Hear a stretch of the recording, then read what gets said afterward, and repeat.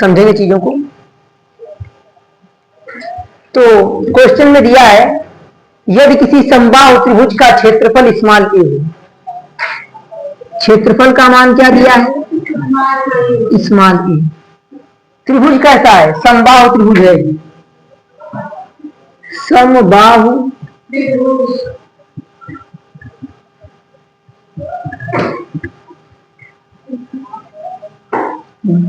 समबाहु त्रिभुज है, इसमें क्षेत्रफल का मान दिया है ए। क्वेश्चन में कहा है यदि किसी समबाहु त्रिभुज का क्षेत्रफल स्मॉल ए तथा ऊंचाई स्मॉल बी है, तब बी स्क्वायर अपॉन ए का मान ज्ञात कीजिए। Find the value of B square upon A. तो पहले हम एक त्रिभुज बना लेंगे, ये समबाहु त्रिभुज है। अब सबसे पहले समझने वाली बात ये होगी कि इसमें क्षेत्रफल का मान ए दिया है। अगर हम समबाहु त्रिभुज की भुजा को भी स्मॉल ए मान लेते हैं तो बाद में हम कंफ्यूज होंगे कि आखिर ये ए जो है स्मॉल ए क्षेत्रफल का ए है या फिर भुजा का ए है। तो अगर क्षेत्रफल का मान स्मॉल ए है तो भुजा को आप कुछ और मान लीजिए। भुजा को आप x मान सकते हैं, या फिर भुजा को आप कैपिटल A मान सकते हैं, या फिर भुजा को आप y मान सकते हैं। हम इस बार भुजा को y मान लेते हैं, क्योंकि अगर हम भुजा को y या x या z या कैपिटल A कुछ भी मान लेंगे तो उससे हमें डिफरेंस मिल जाएगा कि क्षेत्रफल में और भुजा में अंतर क्या है। नहीं तो हम इसको भी a मान लिए और आगे समीकरण में आएगा a लिखा तो हम कंफ्यूज होंगे कि स्मॉल ए जो लिखा है ये भुजा के रूप में है या क्षेत्रफल के रूप में है। इसीलिए क्षेत्रफल तो फिक्स कर दिया है क्वेश्चन में, तो हम भुजा को कुछ अलग मानेंगे ताकि क्षेत्रफल में और इसमें डिफरेंस पैदा हो सके, हमें ये बात पता चल सके कि कौन क्षेत्रफल है और कौन भुजा है। तो इसको हम y मान लेते हैं। कोई दिक्कत?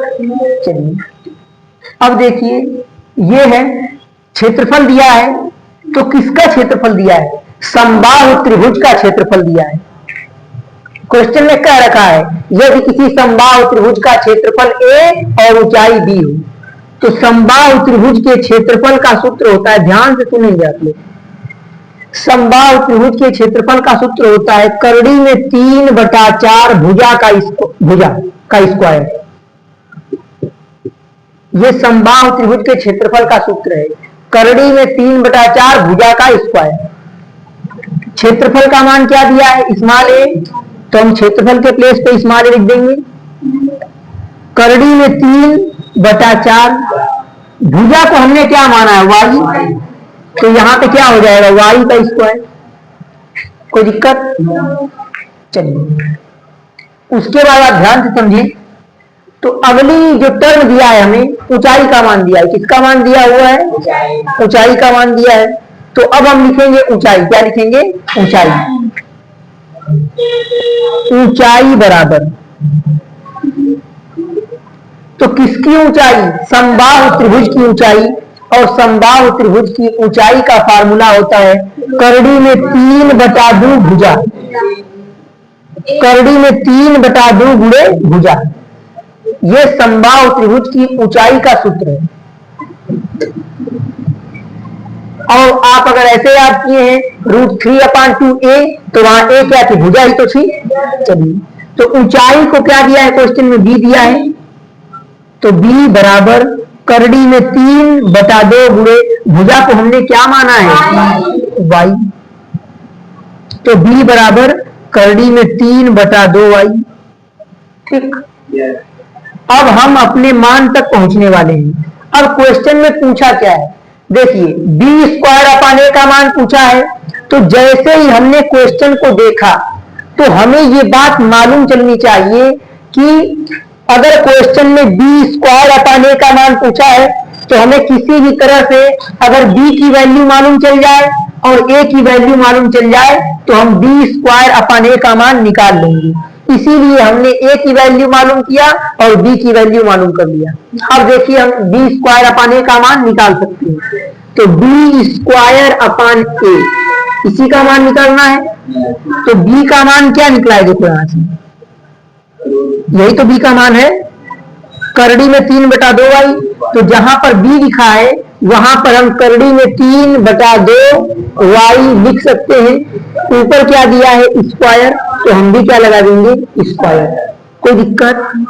अपान a का मान है ना, देखिए बी स्क्वायर अपान ए का मान फाइंड करना है, तो बी स्क्वायर का मान हमने लिख लिया, ऊपर वर्क कर दिया, बी स्क्वायर हो गया अपान ए का मान क्या है देखो, करड़ी में 3/4 y स्क्वायर, तो करड़ी में 3/4 स्क्वायर, तो बी स्क्वायर अपान ए बराबर करड़ी में 3 का स्क्वायर होता है 3, करड़ी का वर्ग करने पर वही संख्या हमें मिल जाती है, अपान 2 का वर्ग क्या होता है 4, 2 का वर्ग मतलब 2 गुणे 2, इसका मान 4 ही तो होगा, 2 का वर्ग 4 और y का भी स्क्वायर होगा, तो ये y स्क्वायर। याद रखें अगर किसी संख्या के होल पावर स्क्वायर दिया है तो वो प्रत्येक पद का वर्ग होता है, एक बार करड़ी में 3 का स्क्वायर, फिर 2 का स्क्वायर और फिर y का स्क्वायर, अपान ये देखिए करड़ी में 3/4 ये y स्क्वायर।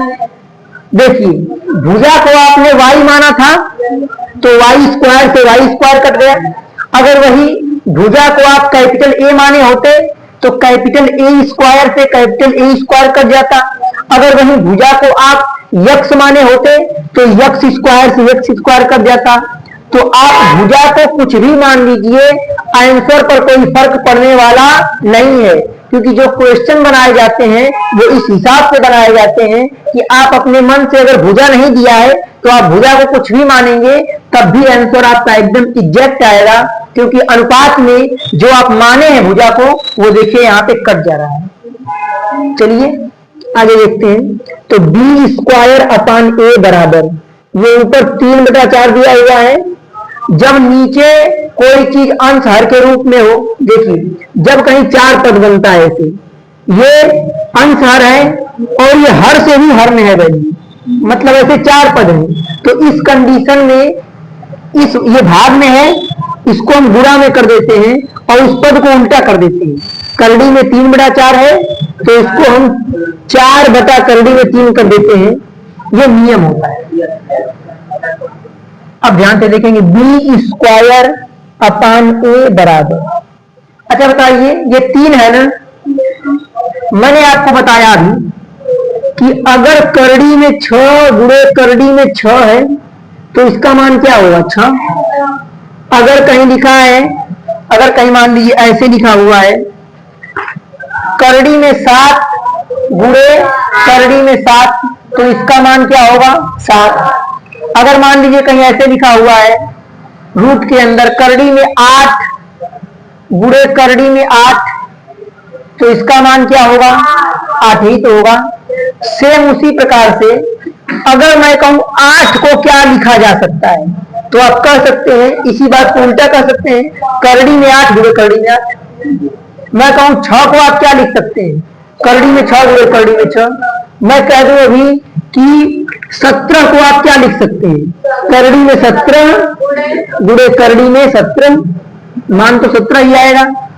वैसे ही यहाँ पर 3 दिया हुआ है ना, तो इस 3 को हम क्या लिख सकते हैं, करड़ी में 3 गुणे करड़ी में 3। अगर कोई भी संख्या है तो उसे आप करड़ी में 2 बार लिख सकते हैं, गुणा में मान वही आएगा। और गुणे ये 4 दिया हुआ है ये वाला, अपान नीचे 4 है, देखो इस 3 को हमने क्या लिख दिया, करड़ी में 3 गुणे करड़ी में 3, अपान नीचे 4 दिया हुआ है, गुणे में क्या है 4/करड़ी में 3, 4 से 4 कट जाएगा, करड़ी में 3 से करड़ी में 3 कट जाएगा, तो बी स्क्वायर अपान ए बराबर यहां से क्या आएगा, करड़ी में 3 ही तो बचेगा, यही हमारा आंसर हो जाने वाला है। अब देखिए अगर हम यही इस 3 को करड़ी में 3 गुणे करड़ी में 3 नहीं लिखते तो वही लास्ट में होता, 4 से 4 कट जाता, 3/करड़ी में 3 आता और हमको परिमेयकरण करना पड़ता।